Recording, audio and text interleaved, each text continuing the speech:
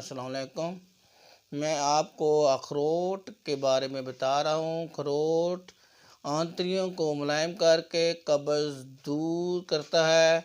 अखरोट ज़्यादातर 5-7 दाने खाने चाहिए अखरोट के, क्योंकि ज़्यादा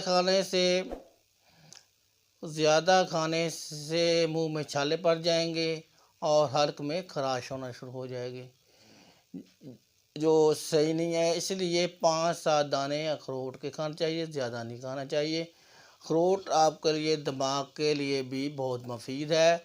और सब्ज़ अखरोट होते हैं, वो उसको आप दांतों में मलने से दांत आपके मज़बूत हो जाते हैं और अच्छे हो जाते हैं। शुक्रिया।